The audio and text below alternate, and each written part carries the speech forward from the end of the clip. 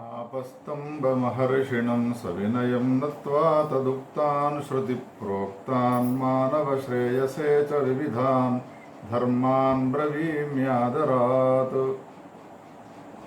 श्रुत्वा तान् चिराच्चरन्तु सुधियो प्रेम्णा च मुक्तिप्रदान्। सर्वे प्राप्तस्वकीयमुत्तमजनिं सार्थक्ययन्तो जनाः। ओं स्वस्ति श्रीगणेशाय नमः। నమః ఆపస్తంభాయ మహర్షయే. ఆపస్తంభ మహర్షి రచించినటువంటి ధర్మసూత్రాలను గురించి వింటున్నాం. గడిచిన భాగంలో ఏవి తినకూడనటువంటి పదార్థాలు అనే విషయాన్ని గురించి విపులంగా వర్ణించడం జరిగినది. ఇక ముందు వచ్చేటువంటి పటలంలో ఖండికలో కూడా అదే విషయాన్ని చెప్పబోతూ ఉన్నాడు. ప్రథమ ప్రశ్నలోని 6వ పటలం 18వ ఖండిక మొదటి సూత్రం. మధ్వామం మార్గం మాంసం భూమిర్మలఫలాని రక్షాగవ్యూతిర్నివేశనం యుగ్యఘాసశ్చోగ్రతః ప్రతిగ్రాహ్యాణి. ఈ సూత్రానికి అవతరణికగా హరదత్తాచార్యుల వారు రాసిన మాటలను మనం వినాలి. ఎందుకు ఈ సూత్రాలను చదువుతూ హరదత్తాచార్యుల వారు రాసినటువంటి భాష్యాన్ని కూడా చదవడం జరుగుతున్నది అనంటే, ఎన్ని వందల వేల సంవత్సరాల క్రితం ఈ సూత్రాలు ఈ భాష్యాన్ని రచించినారో, రచించిన వారి ఆ పుణ్యాన్ని, రచించిన వారిలో ఉండేటువంటి ఒక శక్తిని, తపశక్తిని అంతా కూడా అక్షరాల్లో నిబద్ధీకరించినారు. కాబట్టి వాళ్ళ చేత రచింపబడ్డటువంటి ఆ అక్షర సముదాయాన్ని వినడం వలన కూడా మనలో ఉన్నటువంటి పాప పరిహారం అవుతుంది అని ఒక సాంప్రదాయకమైనటువంటి విధానం ఉన్నది. కాబట్టి ఆ పంక్తులు కూడా చదవడం జరుగుతున్నది. మొదటి సూత్రానికి ఏమంటున్నారు హరదత్తాచార్యుల వారు అంటే, ఏవం తావన్ నిమిత్త దుష్టం జాతి దుష్టం కాలదుష్టం చ అభోజ్యముక్తం. తినగుడని పదార్థాలను గురించి చెప్పినాడు. ఆ తినగుడని పదార్థాలు 3 రకాలుగా విభాగం చేసి చెబుతున్నాడు హరదత్తాచార్యుల వారు. జాతి దుష్టమైనటువంటివి, తర్వాత కాలదుష్టమైనటువంటివి, ఆ తర్వాత నిమిత్త దుష్టమైనటువంటివి ఏవైతే ఉన్నాయో అవి అభోజ్యములు అని ఉన్నారు. అక్కడ నిమిత్త దుష్టము అనంటే ఎవరి కులంలోనైనా ఎవరైనా మరణించినారు అనంటే దశాహం వరకు వాళ్ళకు సూతకం నివృత్తి కానంత వరకు వాళ్ళ ఇంటిలో భోంచేయకూడదు అని చెప్పినటువంటివి ఏవైతే ఉన్నాయో అవి నిమిత్త దుష్టములైనటువంటివి. జాతి దుష్టములైనటువంటి అభోజ్యాలు ఏవి అనంటే ఉల్లి వెల్లి ఏవైతే ఉన్నాయో అవి జాతి దుష్టములైనటువంటి అభోజ్యములు. కాలదుష్టములైనటువంటివి ఏవి అనంటే నిన్న రాత్రి వండినటువంటి వంటను ఈరోజు పొద్దున తినడము అభోజ్యము అని అంటారు. ఇది కాలదుష్టమైనటువంటి అభోజ్యములు అని నిమిత్త దుష్ట, జాతి దుష్ట, కాలదుష్టములు అనేటువంటి 3 విభాగాలుగా ఏ అభోజ్యములు ఉన్నాయో వాటిని గురించి చెప్పిన తర్వాత ఇక ముందు 6వ పటలంలో మొదటి సూత్రము నుండి ప్రతిగ్రహ అశుచిని కానిచిద్ అనుజ్ఞాయ కానిచిద్ ప్రతిషేధతి. ప్రతిగ్రహణం అనేటువంటిది చేస్తూ ఉంటారు లోకంలో సామాన్యంగా. దానం చేసిన తర్వాత దానం చేసిన వస్తువులను స్వీకరించడాన్ని ప్రతిగ్రహణము అని అంటారు. ఎటువంటి వాటిని ప్రతిగ్రహించాలి, ఎటువంటి వాటిని ప్రతిగ్రహించకూడదు అనేటువంటి విషయాన్ని గురించి చెప్పబోతున్నాడు. అందులో మొదటి సూత్రము మధ్వామం మార్గం మాంసం అని. మధు అనంటే తేనె, ఆమం అనంటే సాహిత్యము అని అంటారు మన ప్రాంతంలో. స్వయం పాకము అని ఆంధ్రదేశంలో అంటారు. ఆ తర్వాత మృగస్య వికారో మృగ మార్గం మాంసం, మృగానికి సంబంధించినటువంటి మాంసము, భూమి, తర్వాత కందమూల ఫలాలు, అభయదానం చేయడము, మార్గము, ఇల్లు, తర్వాత బలీవర్ధము అంటే ఎద్దు, వాటికి పశువులకు సంబంధించినటువంటి ఆహారమైన ఏ గడ్డి మొదలైనటువంటి ఉన్నాయో అవి ఏవైతే ఉన్నాయో ఇవి ఉగ్రుడు దానం చేసినప్పటికీ కూడా ప్రతిగ్రహించడానికి దోషం లేదు అని అంటాడు. ఉగ్రుడు అనంటే పాపాన్ని ఆచరించేటువంటి ద్విజుడిని ఉగ్రుడు అని అంటారు అని ఒక వ్యాఖ్యానం. లేదా వైశ్యుని ద్వారా శూద్ర స్త్రీ యందు పుట్టినవాడు ఎవడైతే ఉంటాడో వాడు ఉగ్రుడు, అటువంటి వాడి నుండి స్వీకరించినా కానీ దోషం లేదు అని ఈ చెప్పిన పదార్థాల గురించి వివరించడం జరిగినది. తేనె, తర్వాత బియ్యము, ఉప్పులు పప్పులు, మృగమాంసము, భూమి, కందమూల ఫలాలు, అభయదానము, ఆవులకు సంబంధించినటువంటి గడ్డి, ఆ తర్వాత ఎద్దులు మొదలైనటువంటి ఏవైతే ఉన్నాయో ఇవన్నీ కూడా ఉగ్రుడు ఇచ్చినప్పటికీ కూడా ఆ దానాన్ని స్వీకరించడంలో దోషం లేదు అన్నాడు. ఏతాన్యపి నానంతేవాస్యాహృతానీతి హారీత. రెండవ సూత్రమే. హారీతుడనేటువంటి ఋషీశ్వరుని యొక్క అభిప్రాయాన్ని ఈ సూత్రంలో చెప్పినాడు.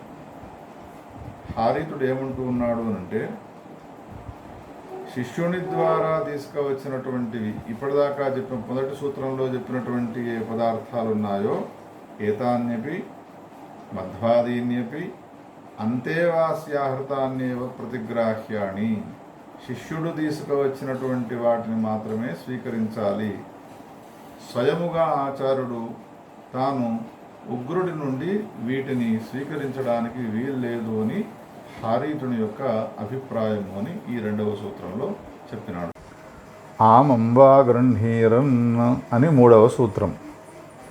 పైన చెప్పినటువంటి మొదటి సూత్రంలోని ఏ పదార్థాలు ఉన్నాయో ఆ పదార్థాలను శిష్యుడు తీసుకువస్తే పనికి వస్తాయి, ఆచార్యుడు స్వయంగా తీసుకోకూడదు అని రెండవ సూత్రంలో హారీతుని యొక్క అభిప్రాయం చెప్పిన తర్వాత ఇప్పుడు ఈ మూడవ సూత్రంలో ఏం చెప్పుతూ ఉన్నాడు అనంటే, పైన చెప్పినటువంటి పదార్థాల్లో ఏవైతే సాహిత్యము లేదా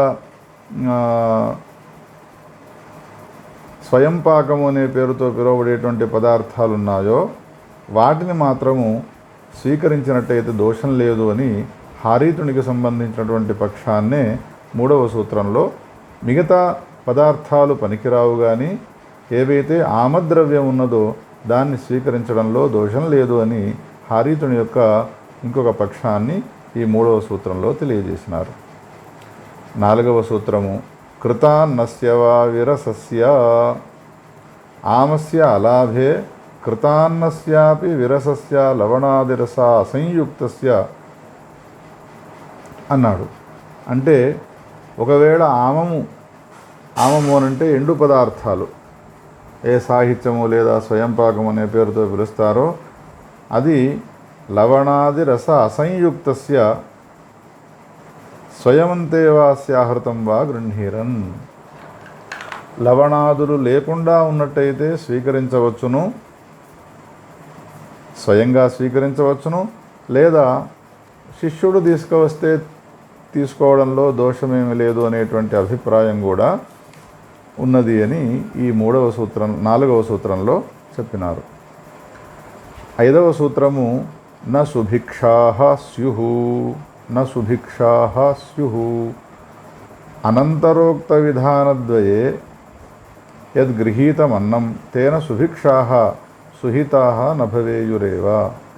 యావతా ప్రాణయాత్రా భవతి తావదేవ గృహీరన్ న యావతా సౌహిత్యం తావదితి. ఈ పైన చెప్పినటువంటి ఏ పదార్థాలున్నాయో ఉగ్రుని ద్వారా స్వీకరించవచ్చును అని అనుమతించినటువంటి ఏ పదార్థాలున్నాయో అవి ఇంటిలో సమృద్ధిగా ఇంటిని నింపడం కోసమని ఆ పదార్థాలన్నింటినీ తీసుకోవడానికి వీల్లేదు. బియ్యము కానీ ఉప్పు పదార్థాలు కానీ జీవిక గడవడానికి ఎంత అవసరమో అంత మాత్రమే ప్రతిగ్రహించాలి తప్ప దానికన్నా అధికంగా ప్రతిగ్రహించడానికి వీల్లేదు. నా సుభిక్షా స్యుః అని నిషేధాన్ని యావతా ప్రాణయాత్ర భవతి తావదేవ గృహీరన్. నీకు ప్రాణయాత్ర జీవిక ఎంతవరకు ఉంటుందో అది తీసుకుంటే కానీ నా జీవితం అనేది నడవదు, నేను జీవించి ఉండలేను అని అనుకుంటావో అంత పదార్థాన్ని మాత్రమే స్వీకరించాలి తప్ప దానికన్నా అధికంగా స్వీకరించడానికి వీల్లేదు అని 5వ సూత్రంలో ఈ విధంగా చెప్పినాడు. స్వయమప్యవృత్తౌ సువర్ణం దత్వా పశుం వా భుంజీత అన్నాడు 6వ సూత్రంలో.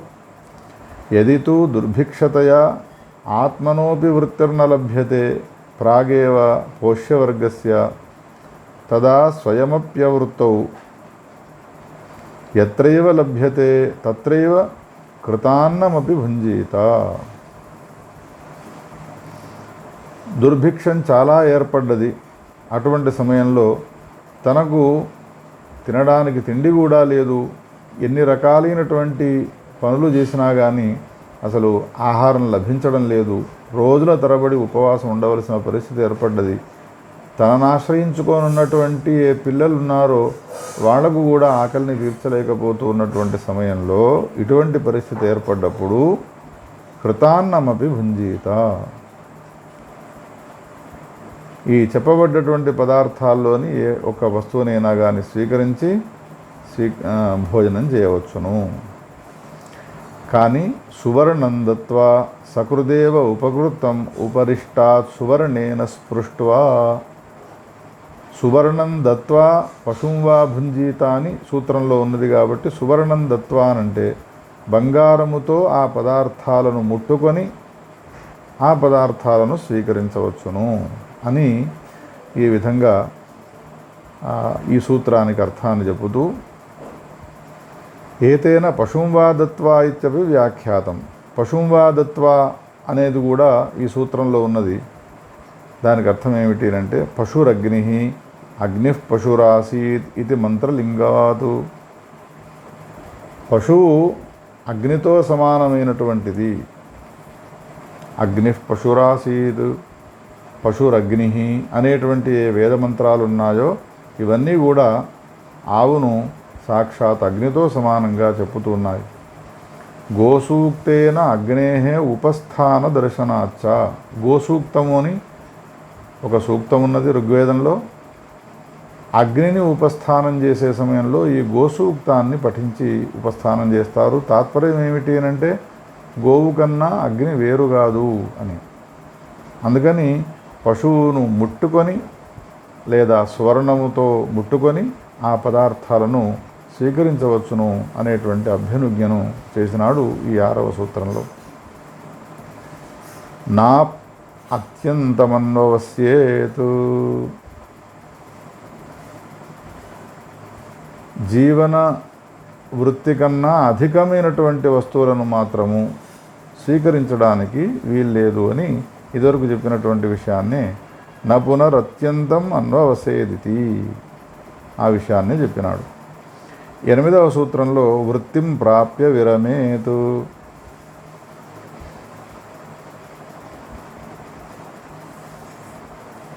ఎంతవరకు నీకు ప్రాణాలు నిలకడగా ఉంటాయో, ప్రాణాలు పోయే పరిస్థితి వచ్చినది ఈ ఆహారం తినకపోయినట్టయితే,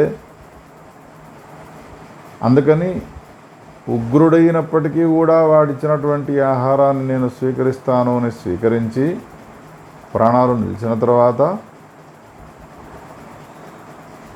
ఇంకా ఆ ఆహారాన్ని సేవిస్తూ ఉండడానికి వీల్లేదు.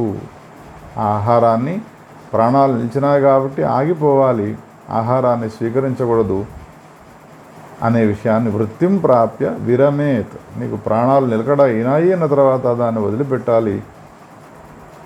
ఈ విషయంలో ఛాందోగ్యమే మనకు ప్రమాణమై ఉన్నది అని మఠచీహతేషు కురుష్వాటక్యా సహ జాయయా ఉషస్థిరః చాక్రాయణ ఇభ్యగ్రామే ప్రద్రావణక ఉవాస సహ ఇభ్యం కుల్మాషాన్ ఖాదంతం బిభిక్షే అని ఛాందోగ్య ఉపనిషత్తును ఉట్టంకించినాడు హరదత్తాచార్యుల వారు. దీనికి శంకర భాష్యం. ఏ శంకరుల యొక్క భాష్య పంక్తులను వింటే మన జీవితము సఫలమవుతుందో ఆ ఛాందోగ్య ఉపనిషత్తులోని వాక్యాలను చదువుతాను, శ్రద్ధగా ఆలకించండి.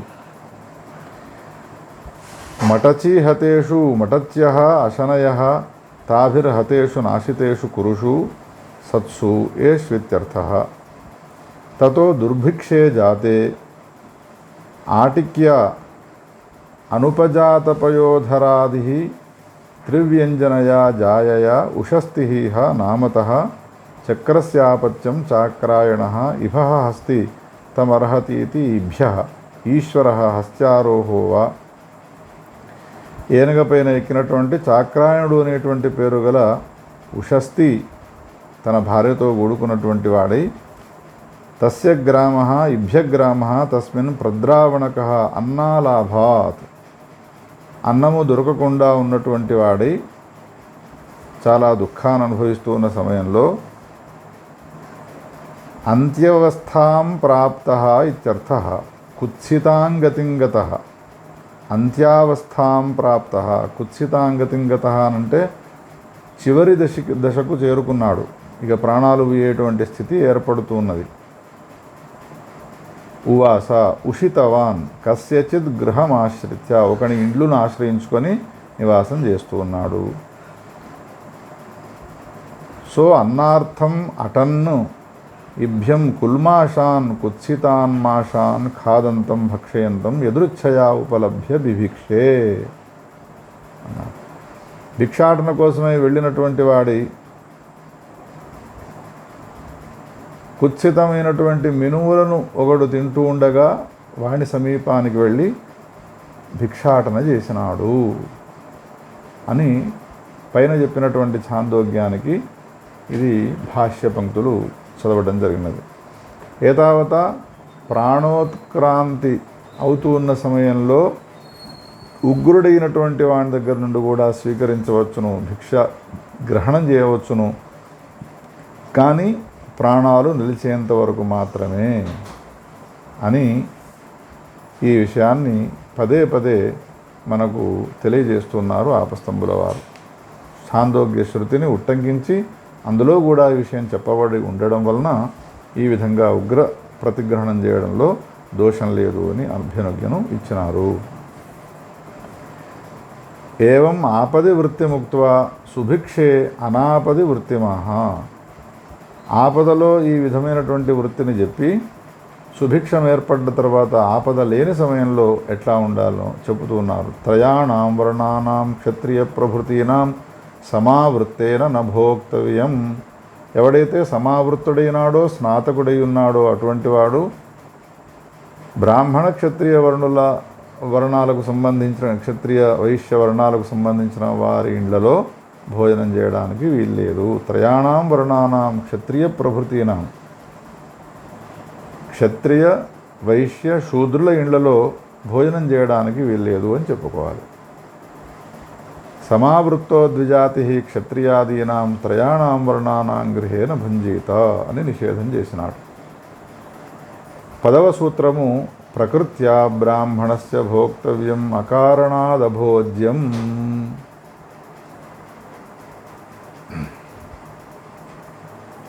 బ్రాహ్మణుని ద్వారా ఇచ్చినటువంటి భోజనము అది స్వభావతః స్వీకరించడంలో దోషం లేదు.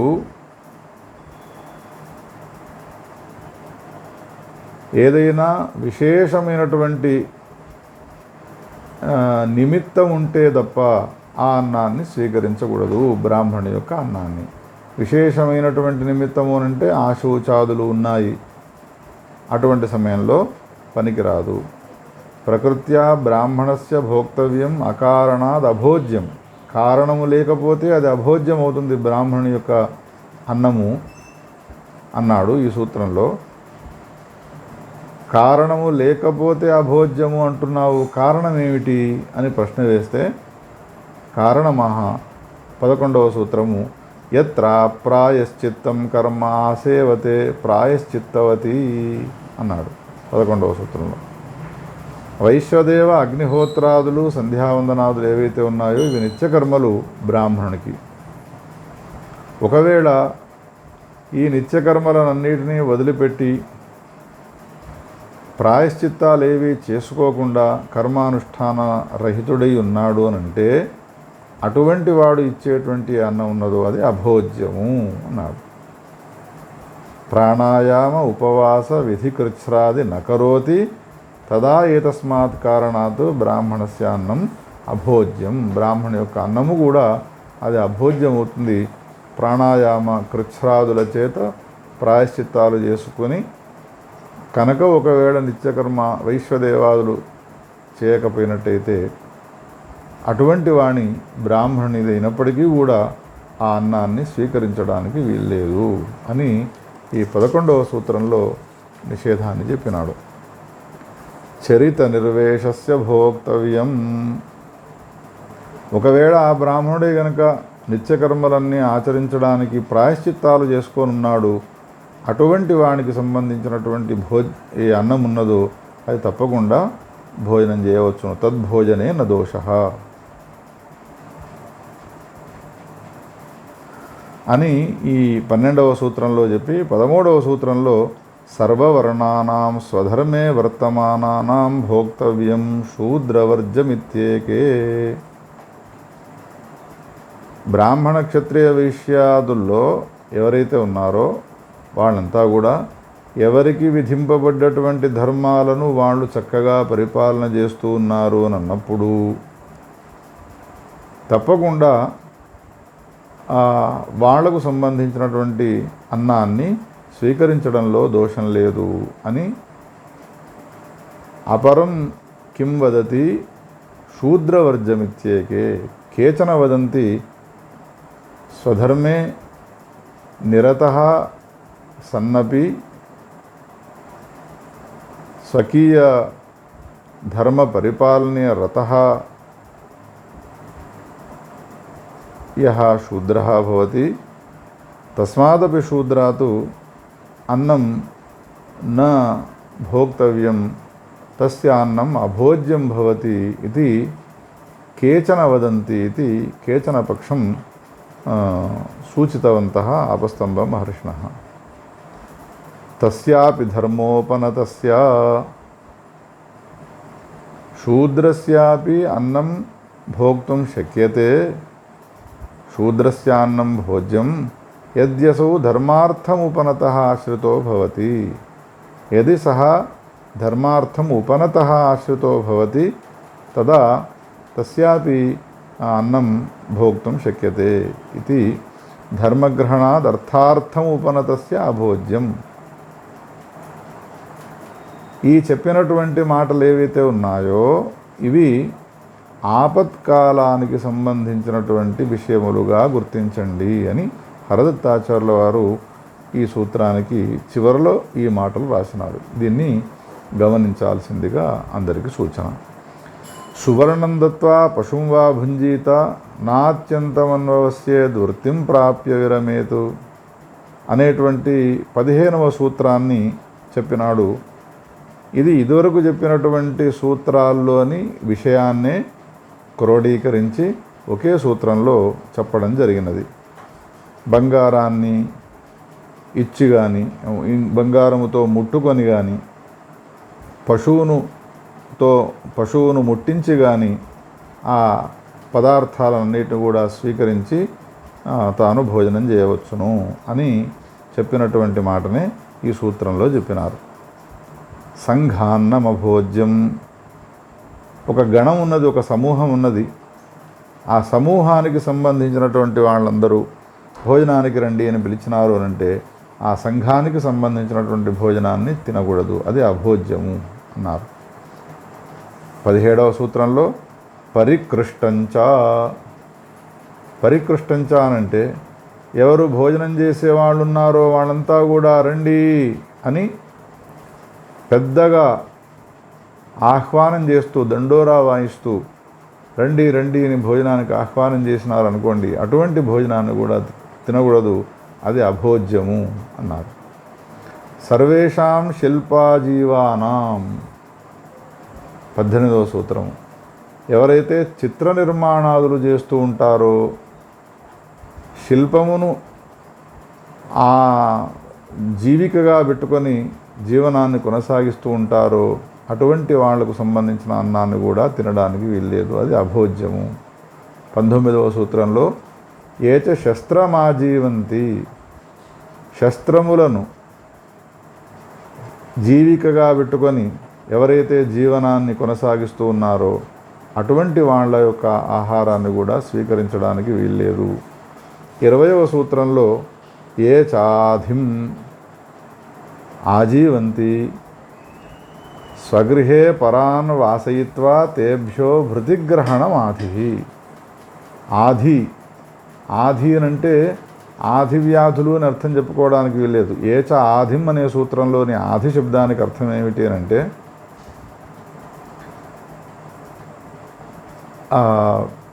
తన ఇల్లును ఉండడానికి ఇచ్చినాడు,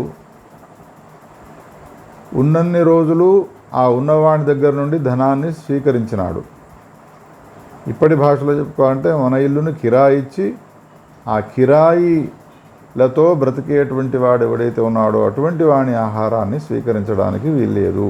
ఆజీవంత్ పరభూమౌ కుటిం కృత్వా స్తోభం దత్వా వసేత్తు యః తంచ ఆధిం ఏ ఆజీవంతి తేషామప్యన్నం అభోజ్యం. వాళ్ళ యొక్క అన్నాన్ని తినడానికి వీల్లేదు అని నిషేధాన్ని చెప్పినాడు.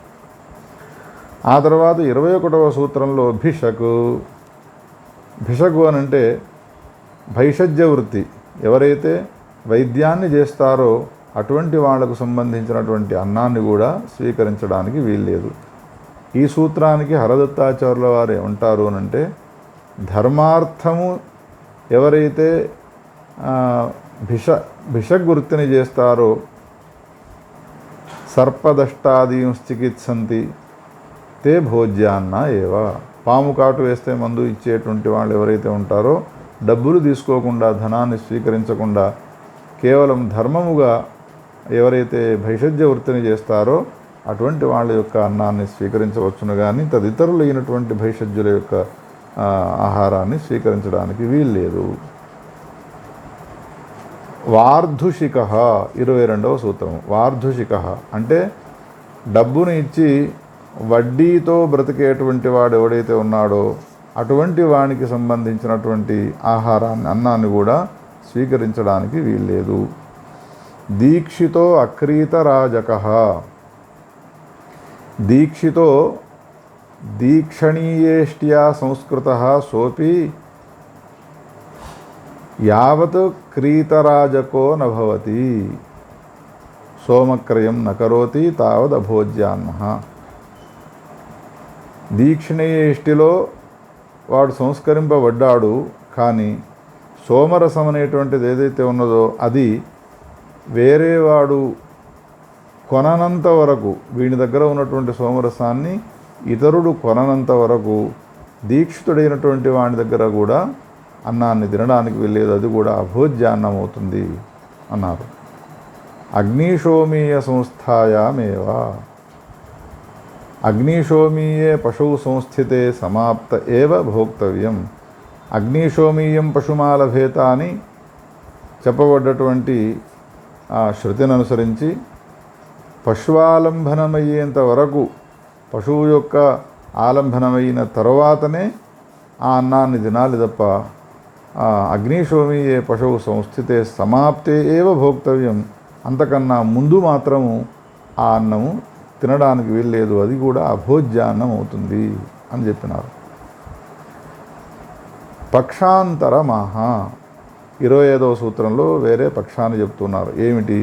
హుతాయాం వపాయాం దీక్షితస్య భోక్తవ్యం. అగ్నిశోమీయ పశువుకు సంబంధించిన వపను గనక ఒకవేళ హవనం చేసినారు అనంటే దీక్షితుని యొక్క అన్నము కూడా అది తినడానికి యోగ్యమే, అది అభోజ్యాన్నము కాదు. అశితవ్యం వపాయాం హుతాయాం అని బహ్వృచ బ్రాహ్మణము ప్రమాణవాక్యముగా ఉన్నది. కాబట్టి వపాహవనమైన తర్వాత ఆ అన్నాన్ని స్వీకరించవచ్చును అని ఈ విధంగా ఎటువంటి అన్నాలు తినాలి అనేటువంటి విషయాన్ని, ఎటువంటి అన్నాలు తినకూడదు అనేటువంటి యొక్క నిషేధాలను చెబుతూ ఉన్నారు ఆపస్తంభుల వారు. ఇంకా అనేక ఈ విషయాలను గురించి వచ్చే భాగంలో మనం విందాం. మహాదేవ.